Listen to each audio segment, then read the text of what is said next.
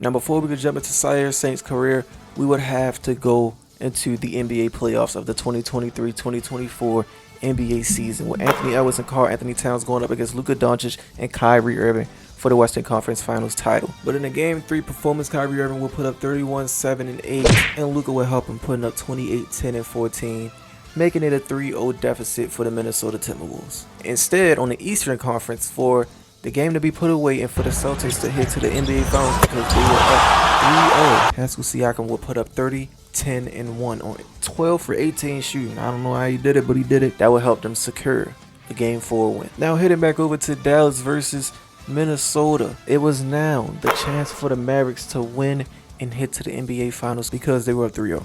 But Anthony Edwards, he had different plans, and he would actually drop 47 points to help them secure the win and stop them from facing elimination, which was actually the record for the most points in playoff history for the Minnesota Timberwolves. And the Pacers will actually push it up to 3-2 for the series. And in the Game 5 loss for the Dallas Mavericks, Luka Doncic will actually drop 56, 11, and 10. And Anthony Edwards will put up 41, 4, and 3, but he will actually secure the win. But in the Game 6 performance, Luka will put up 36, 13, and 10, putting away the Minnesota Timberwolves for good. Now, it got pushed all the way to a Game 7 on the Eastern Conference Finals, but for the game for them to win to advance to the NBA Finals, the Celtics with Jaylen Brown and Jason Tatum would combine for 69 points, but unfortunately that would not be enough for Halliburton, as he would drop 38, 4, and 10, but would take the game and advance his team to the NBA Finals. And so the NBA Finals would start off with Pacers taking one and the Mavericks taking one, but then the Pacers will say, you know what, two more for y'all. We go 2 more, and that will push it up to 3-1. But in the Game 5 performance by Kyrie Irving, it would be a 41-point game that would push his team in a 37 and 13 and 7-point game from Luka that would help them also survive. But as y'all can see, that wouldn't help because Tyrese Halliburton and the Pacers would take the dub ultimately, with Tyrese dropping 25, 10, and 13 and helping his team secure the NBA Finals.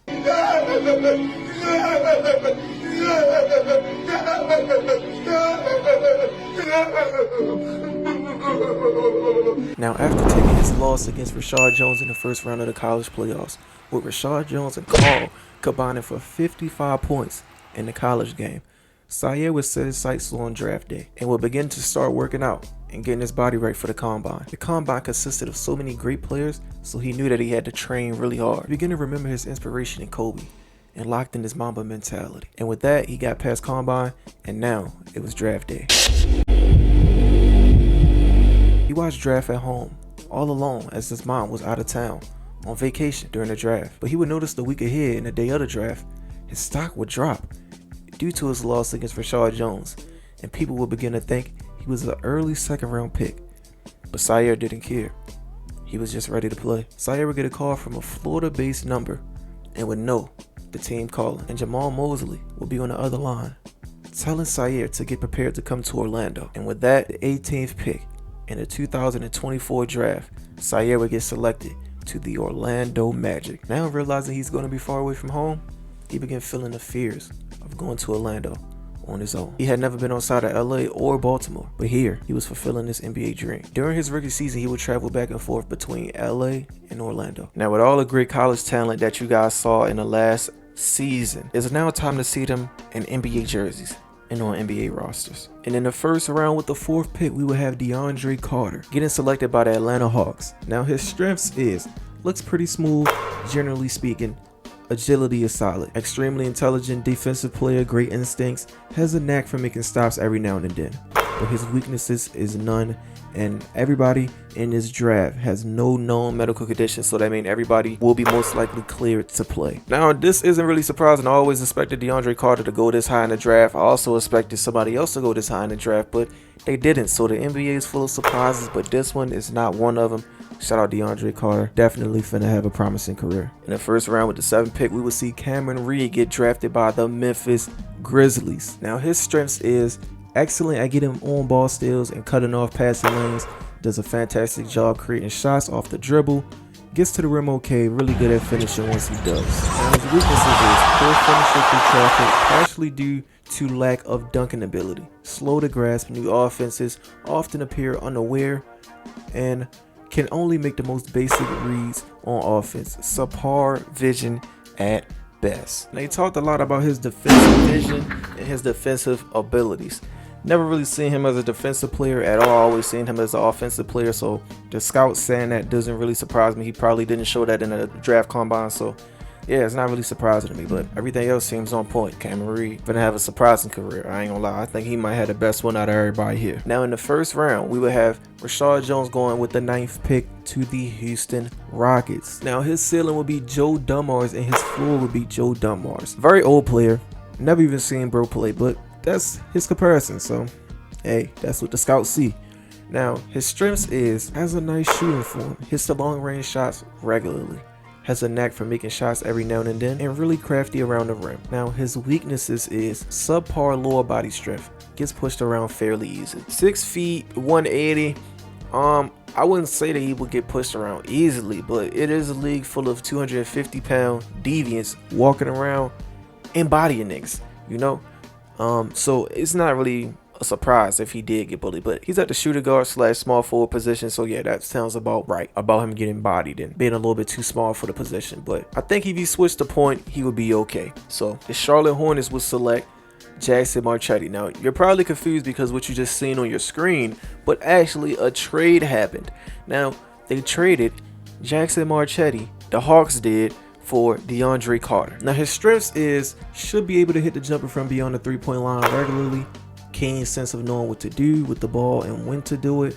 3, possesses sound defensive fundamentals. Now his weaknesses is none. He doesn't have any weaknesses. Thank you. Come again. Crazy because I can name a few with this nigga. That nigga slow as molasses. That nigga slow as hell. So that should have been one of the weaknesses, but I guess they didn't see that. But Jackson Marchetti, excellent player. I mean, excellent player in college and definitely high school. Now, in the first round with the 11th pick, the Chicago Bulls will select Cam Kobo. Now, his ceiling is Magic Johnson Hall of Fame. His floor is John Stockton. Absolutely crazy. But his strengths is good playmaker, does a solid job of anticipating. That's spot on. Could develop into an all-star someday. Good potential. Creative ball handling skills helps him get out of sticky situations. Now his weakness is not going to be the kind of guy who can get you points at the rim. All right, now the only thing I've seen in college and in high school for Cam Kobo was honestly his finishing and playmaking ability. Never seen anything defensive, so I'm not surprised them saying that he doesn't have any defensive capabilities. But everything else seems spot on. That Magic Johnson comparison is a little bit crazy, but we gonna see how it pan out. But now Isaiah Brunson, his ceiling is Karl Malone and his floor is Karl Malone. Now being compared to Karl Malone on the court is okay, but off the court, my nigga, you do not want that. It's absolutely nasty, absolutely egregious work to be compared to Karl Malone. But his strengths is could develop into an all-star someday, good potential, has a knack for making stops every now and then, and dominates the low post on defense with his presence. His weaknesses is a lot. It's a couple weaknesses. His weakness is jump shot from the 3-point range is a big question mark with this guy. The second one is outside shooting is pretty shaky at best. Looks slow and clunky. Don't see a lot of room for improvement here. I don't know why they are expecting him to be a speed demon and a 3-point specialist. Nigga, you're getting a big man, nigga. I don't know who the hell you think you're getting, nigga. You're come on, bro. You're not getting Giannis, nigga. All right, this is Isaiah Brunson. He is definitely an older style play of a big. I kind of would compare him to Rudy Gobert. I'm not gonna lie, which is a nasty comparison, but listen, it might be true. I'm not gonna lie. He might be a glorified Rudy Gobert. I'm just keeping it a band. Now, Monte Goodwin in the first round with the 13th pick. The Kings would select my boy. All right, now his ceiling would be Larry Bird, Hall of Fame, but his floor would be Kevin Durant. All right, now his strengths is box out well, finds a way to pull down difficult rebounds. He is a reliable scoring option when posted up. Really good finisher, powers through contact. Now he has no weaknesses. All right, so the Kevin Durant and Larry Bird comparison is kind of crazy. I'm not gonna lie. Me personally, I don't see that. I see more of I mean, maybe because he isn't as fast right now, so maybe that's why I don't see it. But maybe in the future I can see a little bit of Larry Bird, but not KD. I definitely don't see KD. Now, in the first round, with the 16th pick, one of the many Pelican picks, they would select Brandon Mitchell. His strengths is keen sense of knowing what to do with the ball, when to do it, possesses sound defensive fundamentals, gives opposing ball handlers nightmares because of his quick hands and ability to steal. Now, his weaknesses is needs to work on his mid-range shot and allergic to dunking, would prefer to pass 100 times out of 100. Now, that's kind of crazy. That's kind of a crazy analogy to put on him. They must have been watching bro closely, because I didn't even know that about that nigga, but I guess that's what they seen. I mean, only thing I can say that I have seen on the weakness side is the mid-range. That nigga has no mid-range. He don't even have an outside shot, so he's not really meant to shoot. He's definitely meant to drive. If you take away the defensive ability, he's not much of an important player. But all right, and in the first round with the 17th pick, the Utah Jazz would select Carl McLam, the guy who combined with Rashad Jones for 55 points to eliminate Sire Saint in a game where Sire shot 4-17. Absolutely disgusting. They locked my boy down, I ain't gonna lie. But his strengths is knows how to distribute the ball to his teammates regularly, has a good anticipation when trying to force turnovers. And they also said, I think this guy can create his own shot at the next level. Now, his weaknesses is not a good three-point shooter, but may hit some when left wide open. I've seen a lot of that in college, so not really surprised by that. That nigga definitely gonna hit him if you leave him open. And in the first round with the 20th pick, the New Orleans Pelicans will select their second pick out of this first round with Raekwon Hayes. Now, his ceiling is Julius Erving and his floor is Julius Erving, but his strengths is incredible leaper, could play on a 12-foot rim. His second one is guy looks like Superman, no question at all about his strength. Third one is could definitely develop into a really good player. Now let's get into some of his weaknesses. Now, his first weakness would be performs poorly in person. His second one would be athleticism leaves him exposed against quicker players, and not terrible but not very good at steals and forcing turnovers. I'm guessing they're saying that he's pretty mediocre or like right in the middle with getting steals and turnovers. Listen, this is his first year, but as he develops, he will be one of the best defensive players in the league, and you can stamp that right now. He will be one of the best defensive players in the league for sure. Now, the part about them saying that he's so strong and so stocky that he's not able to keep up with quicker players is kind of crazy. I'm not gonna lie. He's 5'11", 165. So, I mean, for him to be that small and still have that much compact muscle is surprising to me, if you ask me. But they say he was built like Superman. I'm not gonna lie, you might have to add a no Diddy to that, but Raekwon Hayes, folks. Now, in the first round with the 21st pick, the Phoenix Suns would select Brian Mitchell, and his ceiling would be Mitch Richmond, and his floor would be the same thing. But his strengths would be should be able to hit jumpers from beyond the three-point line regularly, keen sense of knowing what to do with the ball and when to do it, possesses sound defensive fundamentals. Now, he has no weaknesses, which isn't surprising for a player of Brian Mitchell's status. I really had him going so much higher. This is the player I was talking about earlier that I had going much higher in the draft, but ended up dropping. That's how you know that the NBA is full of surprises, because yeah, I expected my boy to be much higher. And one of the last picks out of the first round for the New Orleans Pelicans, it would come as Dakari Johnson with the 22nd pick. Now, his ceiling is Bill Walton and his floor is Bill Walton. That's an extremely high praise for any player who would like to be compared to any defensive player. I'm not gonna lie. So Bill Walton is a pretty good comparison. Now, could develop into an all-star someday, good potential, rarely gets his shot blocked at the rim, powerful finisher, is a defensive presence in the post, solid throughout. Now, those all sound like Dakari Johnson, if you ask me. Pretty spot on. I played against him in high school, and yeah, he ain't do no playing. That nigga blocked me like 4 times for sure. So now his weaknesses is poor offensive anticipation, makes bad plays from time to time. His other one is outside shooting is shaky at best, and he won't be someone that you can count on to strip the ball on defense. Now, you're getting a big man here. Why are you expecting him to be a great person to get steals or a great perimeter defender. You should expect only interior because he's a big man and he's not even supposed to be out on the perimeter in the first place. But it would be a help to the team if he could, but most of the time you're not going to get that out of a big guy. So, and they keep expecting guys to shoot amazing. Bro, it's not finna happen. But shout out to Kari Johnson. I need these scouts to stop expecting big men to shoot like they Curry. Like, just stop, bro. Now, in the first round with the 28th pick, we got the Denver Nuggets selecting Rayshawn Fleming, all right, coming out of Virginia Tech. Now, his ceiling is Bradley Beal and his floor is Bradley Beal. Now, his strengths is good lower body strength, gets to his spots with ease, looks pretty smooth generally speaking, agility is solid. He is definitely a marksman on the court, can hit any mid-range shot, and he has no weaknesses. Now, being compared to Bradley Beal is amazing. I think that's probably one of the best comparisons that I've seen in this entire draft because I feel like it's spot on for Rayshawn, especially his play style, able to drive, able to shoot the mid-range ball, able to shoot from outside as well. Not a crazy amount of outside shooting, but he can definitely get some outside shots up. He isn't a crazy dunker, but he can dunk a little bit. So I feel like Rayshawn gonna develop better than Bradley Beal. I feel like he might hit like that 95, 96 type of spot. They just gotta develop him.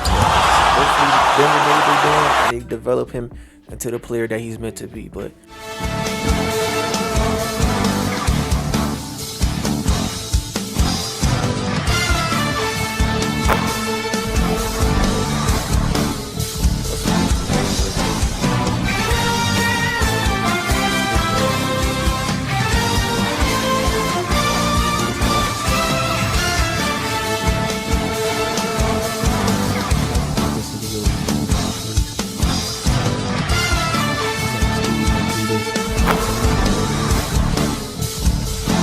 all right, and now we head into the second round. Now in the second round with the 4th pick, we will see Dakotas Stewart get drafted, all right? Now, his strengths is good lower body strength, gets to his spots with ease, nice lift up on his jump shot, should help him get it off in traffic, very consistent rebounder at both ends of the floor. Now his weaknesses: poor offensive anticipation, makes bad plays from time to time, below average at blocking shots. He won't be someone that you could count on to strip the ball on defense. Now, I'm not gonna lie, I remember doing my little scouting thing on Dakota Stewart, and he was never really a defensive player. He was always just a rebounder. I can say I always seen him as a rebounder, and that was it, nothing more. So I really don't know how his career is going to pan out in the NBA. I don't know. I hope I feel like maybe a Andrew Bogut or maybe like a Clint Capella-esque career. Maybe, but no higher, no lower. I feel like just right there. Definitely won't become like a Shaq or Hakeem or a Tim Duncan. I think he'll just stay at this level pretty much, but shout out Dakota Stewart. Now, Philip King, who was drafted by the Phoenix Suns in the 2nd round with the 5th pick. Now, his ceiling is Hall of Fame, but his floor is a starter. So they got him the highest. It's just a Hall of Fame. They can't even compare him with nobody, but they saying that his ceiling is a Hall of Fame-esque player. Now, his strengths is can score when posted up, should be able to hit jumpers from 15 feet regularly, and plays above the rim, able to finish with authority. Now, his weakness is 3-point jumper isn't too reliable, but can hit it occasionally. And also, you got to run this guy off picks because he can't create for himself. Now, that's a big red flag. I ain't gonna lie, that's a big red flag. That's probably why he didn't get drafted higher, because all teams want players who can create for themselves. They want shifty players. They want Robert Dillingham. They want players who can create for themselves. They want Robin Dillingham type players. They want Bronny James type players. He run you to draft it in the 2nd round with the 6th pick by the 76ers. Now, his ceiling is Jerry Sloan. His floor is also the same thing, but his strengths gives opposing ball handlers nightmares because of his quick hands and ability to steal. Good passive fundamentals tend to hit his teammates in their shooting pockets, and also can potentially create for himself. Needs to tighten the handle a bit, and he has no weaknesses. Very surprising to see bro go in the 2nd round. I don't think he's a 2nd round player. I think he's a 1st round player. No cap. I feel like it's players in the first round that he is better than. So seeing him drop this low is kind of depressing a little bit. And I also feel like UNC kind of may have stunted his growth in a way. So now Nehemiah Lewis drafted in the second round with the 11th pick by the Philadelphia 76ers. Now his ceiling is Hall of Fame, but his floor is a bench. So the lowest he'll probably just be in the league as a bench player, but his highest is Hall of Fame. Now his strengths is quite possibly the best defensive low post player in the draft. Is capable of making medium range shots in traffic, shows a lot of heart when rebounding, finds a way to get the ball, and he doesn't have any weaknesses. I feel like it's something that stopped him from being drafted as high as he could have, because I know he could have been much higher than this, but I don't know what. I don't know if it's his overall, I don't know, but it's something that held him back from being drafted higher. And Latrell Perry in the second round picked up number 15th by the Detroit Pistons. All right, now his strengths is solid finisher, can be counted on to make shots at the rim, is a good low post scorer, good at holding his spots. Very few guys can move him once he's established himself. Now his weaknesses isn't someone that you can rely on to get any steals, doesn't do a great job of forcing turnovers in man-to-man defense. Now Latrell Perry, who played alongside Bronny James and Isaiah Collier in USC, tough seeing him go this low. I feel like he was one of the best players on USC, so seeing him go this low is heart-wrenching, bro. It's hard, bro. I mean, like, dang, man. Now Ladarius Hart will also be selected in the second round, the 18th pick, to the Philadelphia 76ers. Now his strengths is really good finisher, powers through contact, pretty good vertical leaper, overall plus athlete, has a very solid mid-range shooting ability. Now his weaknesses is just not that good at getting steals. Poor defensive anticipation, makes bad plays from time to time. Now the fact that Ladarius Hart has even got drafted is a surprise in itself, because we all know that at Kansas he was not even starting. He was a sixth man coming off the bench, and despite that he still got drafted in the NBA as a bench player in college. So you gotta give props to him, because not many players do that. Not many players get drafted. Most bench players in college go undrafted and try to work their way into the NBA, but he got drafted, so shout out Ladarius Hart, man. Now Timothy Sessions will unfortunately go undrafted. He played alongside Cameron Reed, who went all the way in the first round, but for some reason Timothy Sessions just went undrafted. He was not starting in college, actually. He was actually on the bench in college too, so he's one of the few guys who just happened to go undrafted because they were on the bench in college and didn't get a chance to get that spotlight shined on them. Now Tion Sanders is also a case of a bench player in college who didn't get to see his full potential be played out in college, and he was a bench player and now he's undrafted. So those are the two guys out of everybody that went undrafted.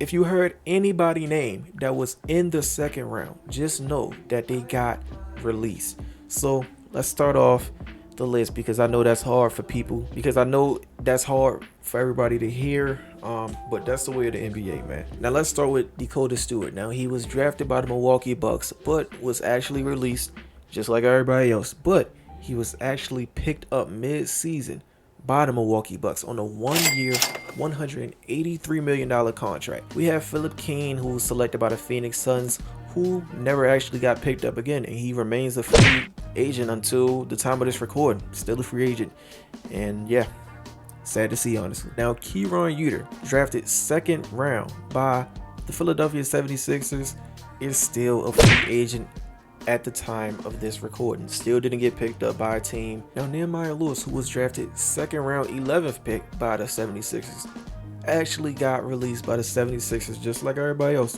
but he was signed by the Portland Trailblazers on a 2-year, $24 million contract. So I think he's going to be a Portland Trailblazer for a large majority of his career. Now Latrell Perry, who was picked up by the Detroit Pistons, was released just like everybody else, but he was signed by the Toronto Raptors on a 2-year, $20 million contract. But throughout the season, he will actually get demoted to the G League. Now I think he is the only player out of everybody on this entire draft roster who got demoted to the G League by the team that he was signed by. And they gave him 2 years and $20 million. I don't know why he's being demoted to the G League. It just doesn't make sense. Y'all paying him tens of millions of dollars to be playing in the G League. But I guess it's just for his development, I guess you could say. But yeah, Latrell Perry is in the G League, guys. Ladarius Hart, drafted in the second round by the Philadelphia 76ers, is actually still a free agent at the time of this recording. Hasn't been picked up by any team. He'll most likely sit as a free agent for the rest of the season. Now, Timothy Sessions, undrafted, was signed by the Golden State Warriors for a staggering 1 year and $5 million contract. An undrafted player just got signed on a $5 million contract by the Warriors. That's actually crazy. I didn't expect him to get signed before Keyron and Philip Keen. That's crazy, bro. And Deion Sanders is still a free agent at the time of this recording. Now let's go ahead and look at everything. All right, now listen. It says right here, Latrell Perry has been assigned to the G League by the Raptors. So the Raptors just put my boy in a G League uniform. Tough. But we looking at a situation building up in Portland with Nehemiah, as it says, trouble in paradise. Nehemiah wants out of Portland, trading places. That's actually tough. So we were hearing reports that Nehemiah wants out of Portland because he hasn't been getting any playing time, and he just signed a new contract. So he signed a new contract with the team, and they're not trying to play him. So, and we got 3 different tweets for Timothy Sessions. It says Timothy Sessions wants to be traded from Golden State. We'll see if the team brass give in. Restless times in Golden State. Sources indicate Timothy Sessions wants to get out of town.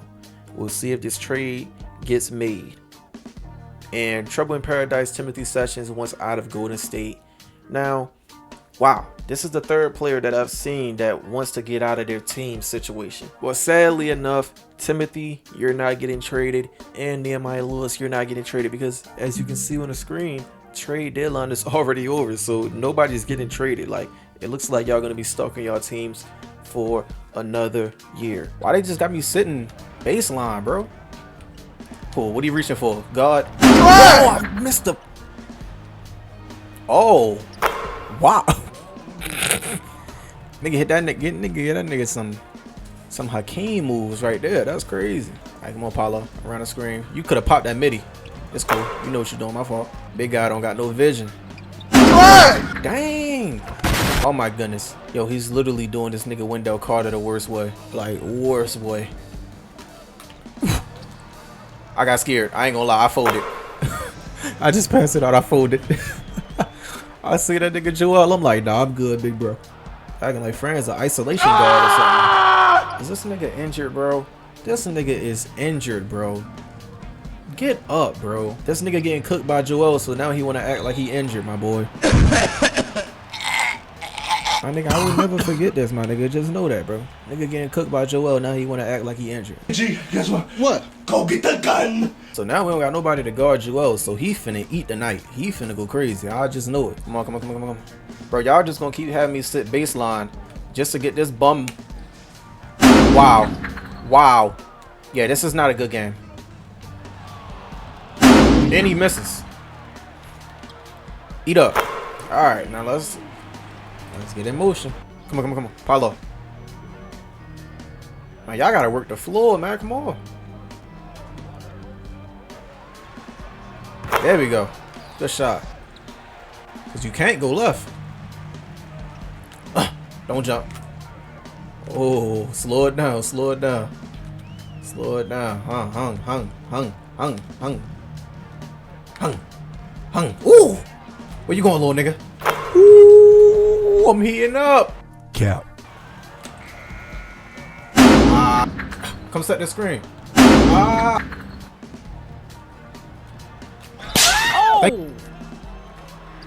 Oh, he closed out.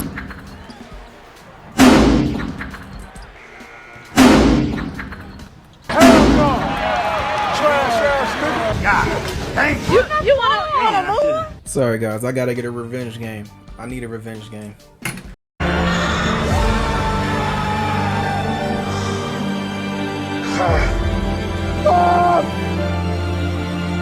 Me voy a matar, este es mi último win.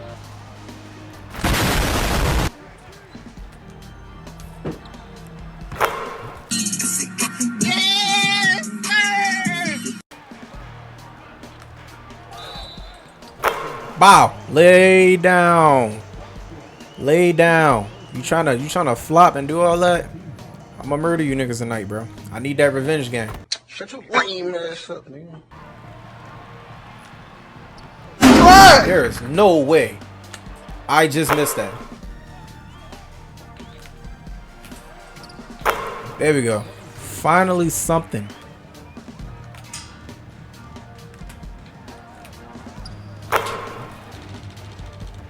Thank you. Holly. There we go. Come on. Run back, run back, run back.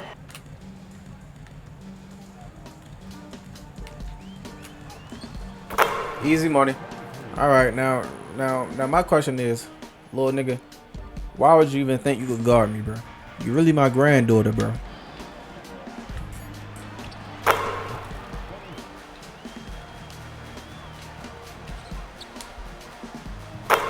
We caught the dub, beat the hell out of these niggas. These niggas suck. I'm still mad that it was even these close. That it was even this close. That's how bad this team is. We beat them by 20, but I'm still mad that it's this close. It shouldn't even have been this close. We should have obliterated these niggas. These niggas suck. You got Cam Thomas getting his occasional buckets. The nigga's highly mid. Highly mid. 13 for 30. 33 for 33, 3 and 3. Yeah, cool. I got 33, 3 and 6. 12 for 27 shooting. Could not hit a 3 to save my life. I just stopped shooting. After that third miss, I was like, yeah, no more threes. Let's go inside with it. Let's go ahead and look at the Rookie of the Year race for All-Star break. All right, now Raekwon Hayes is number 1. Zaire Saint number 2. Mark Sears number 3. And DeAndre Carter number 4. And Cameron Reed number 5. Now, Mark Sears is actually a second-round drafted player. So seeing him on a team is surprising in itself. I don't know how Bruder snuck on the team, but he over there with Minnesota, over there with Ant. So hey, now let's go ahead and look at the top 5 players for points in the rookie race. Now in the rookie per game, we have DeAndre Carter at number 1, we have Raekwon Hayes at number 2, we have Cameron Reed at number 3, and we have Jackson Marchetti at number 4. We have Monte Goodwin at number 5. DeAndre Carter is averaging 18, 2 and 3. With 1 steal a game, 44% from the field, 31% from the 3, and 69% from the free throw. Cameron Reed averaging 17, 2 and 4 with 1 steal a game, 44% from the field, 35% from the 3, 84% from the free throw on 27 minutes a game. These is actually pretty cool stats. That 3-point is mid. It's like at a medium, like it's like a it's at a range, Now the Rockets hasn't really been playing Rashad Jones, but they've been playing him enough. As you can see, he's averaging 14 points if you round it up, 2 rebounds a game, 3 assists a game, 1 steal per game, 50% from the field and 43% from the 3, 79% from the free throw, and 17 minutes a game. These is the best stat lines I've seen from any player so far. But you got to take in consideration other players are playing at least 10 or 15 more minutes than Rashad Jones. So, all right, and Jackson Marchetti on the Hornets averaging 15, 3 and 1. Steals and blocks pretty mid, 41% from the field, 28% from the 3, and 70% from the free throw, 21 minutes per game. That 3 is nasty. That 3 is absolutely nasty. All right, and Cam Cobo averaging 12, 1 and 4. Steals and blocks mid, 39% from the field and 28% from the 3.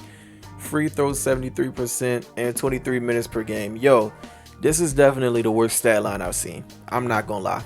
No, like this one is. This takes the cake. This is definitely the worst one I've seen. Cam Cobo, man, this is not a really good rookie season if you're trying to leave an everlasting impact, my brother, but hey, man.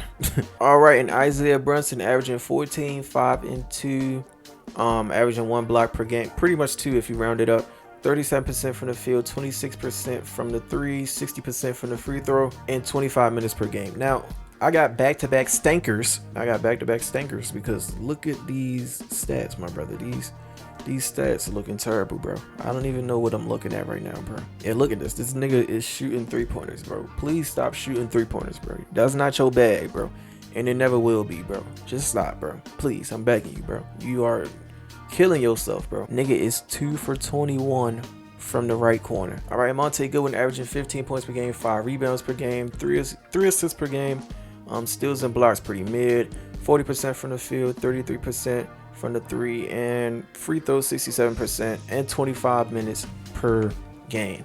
This is a mid stat line. This is an average rookie stat line. You know, it's pretty mid. It's like okay. You know. LSU fan came stuck his finger in my booty. Now let's go ahead and kill 3 birds with 1 stone. All right. Now let's check off Raekwon Hayes. Raekwon Hayes averaging 17 points per game with 4 rebounds, 4 assists, 1 steal per game, 1 block per game, 48% from the field, 36% from the 3, and 65% from the free throw, and on 22 minutes per game. Definitely one of the best stat lines I've seen, for sure, just based off of that from the field, because I mean, shooting damn near 50 from the field is amazing for sure. But that 3-point do need a little work, but it's still not bad. It's like now Dakari Jones hasn't played this entire season. He's only played 1 game, and we're not really going to count that towards his stat line. So he hasn't played. He's just been riding the bench the entire season. The same thing for Brian Mitchell. He hasn't even gotten in the game in the season. He's just been riding the bench the entire time. Just been in practice mode the entire season pretty much. So yeah, hopefully his time comes so he can prove himself. All right, and Carl McLam would see no playing time on the Utah Jazz up until the All-Star game. Up until right now, he has no playing time for the Utah Jazz. Pretty much just riding the bench, pretty much just getting experience in and just learning the NBA as he just sits and watches on the bench. As he sit and watches on the bench pretty much. So yeah, tough start to his NBA career for Carl McLam. And Sire Saint would average 15 points per game, 16 if you round it up. 15 points per game, 16 if you ever and Sire Saint will be averaging 16 points if you round it up, 4 rebounds a game, 5 assists per game, 1 steal per game, 1 block per game, 44% from the field, 34% from the 3, 71% from the free throw on 28 minutes per game. I ain't gonna lie, since he is playing almost 30 minutes a game, this stat line is actually terrible. I don't know. Maybe I'm expecting too much out of him. He's a rookie, you know, so I shouldn't be expecting that much. I ain't gonna lie. Now, Delvon Bryant, one of my favorites. I'm not gonna lie. Definitely one of my favorites. My boy Delvon, all right. Averaging 9, 1, and 2 assists per game on 52% shooting from the field, 51% from the 3, and 66% from the free throw. Now, these are all stats from only 17 games because he only played 17 games and he's been benched ever since. He's been on the bench ever since. But in those 17 games, I feel like he proved himself to get minutes. I feel like he should be getting minutes now for sure. Brian Mitchell, 15 points per game, 2 rebounds per game, 5 assists per game, steals and blocks pretty mid, 43 from the field and 37% from the 3, 68% from the free throw, and 27% and 27 minutes per game. Like I said with Sire, it's not eye popping, but it's a pretty it's pretty ass stat line. It's like okay, pretty much what I expected from a rookie, you know. All right, and Rayshawn Fleming averaging 12 points per game if you round it up, 2 rebounds per game, 1 assist per game, steals and blocks pretty mid, 46% from the field, 38% from the 3, and 82% from the free throw. Now, besides all of that, I feel like this is a good stat line. I ain't gonna lie. 46% from the field, 38% from the 3, 82% free throw on only 20 minutes. I feel like he should be averaging more points. I'm not gonna lie, but I feel like 15 is probably what he'll end the season off with if he can get a little bit more minutes. Like get him up to like 25, between that 30 range for minutes, and he'll be averaging 15 for sure. And Dakota Stewart averaging 11, 5, and 0. Steals and blocks pretty mid, like they said in the draft. 40% from the field if you round it up, 29% from the 3, and 69% from the free throw on 18 minutes per game if you round it up. I'm surprised bro was getting any minutes. I'm not gonna lie to y'all, bro. But He's just one of the second round picks who just happened to find himself on the right team, who sees the potential in them and wants them to play. So same thing with Mark Sears. So it happens, man. It happens. And like I've already said before, Nehemiah Lewis, Latrell Perry, and Timothy Sessions, I already know what happened with them. Latrell, he's now in the G League. He isn't even playing right now. But also for Rookie of the Month, we would see Sire Saint will win Rookie of the Month for the Eastern Conference in November. And in December, Kel Weir will win in December. And in December, we would see Kel Weir win. And in January, we would see Adama Sanago. And in the Western Conference, we will see Raekwon Hayes win in November. And in the Western Conference, we will see Isaiah Brunson win in December.